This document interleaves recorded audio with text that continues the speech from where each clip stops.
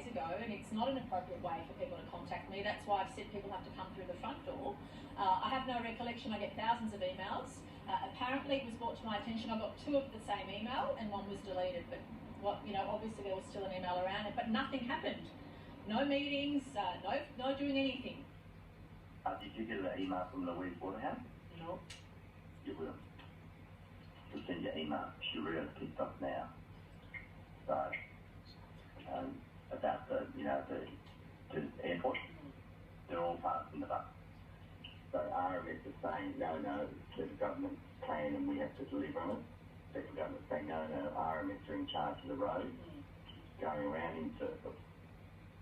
Now, let's go back to the appearance today. You said it got interesting later in the day, but it was interesting earlier in the day as well, wasn't it, with Maguire? Yeah, it was. I mean, he started out really, the council assisting Robertson, by putting the proposition and trying to line it up really. This is the whole problem. He was saying, look, you can work in another job, that's by the rules, and Gladys Berejiklian keeps talking about the rules, says you can have other interests. I kind of think she's defending the indefensible when he's lobbying for developers, and that's why he's before ICAC, frankly. But the proposition was put that don't you, that you cannot have a job which involves using your current job as an MP to make money, which is what he's accused of doing. Have a listen.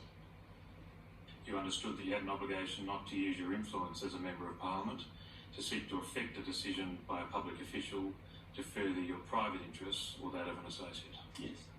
You understood that obligation throughout the time that you were a Member of Parliament, yes. Right? Yeah, so, and the Maguire appearance also got into the details, the weeds of what this company that he represented ran basically out of the Parliament did, and some of the engagement it had in terms of taking cash.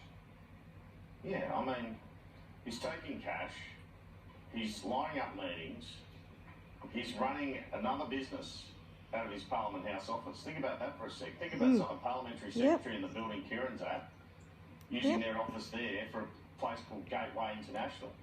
Sort of thing that only happens on Macquarie Street, isn't it? Have a listen. Would you agree that effectively you turned your office in Parliament House on Macquarie Street into an office for Gateway International? Yep. Partly. Yes.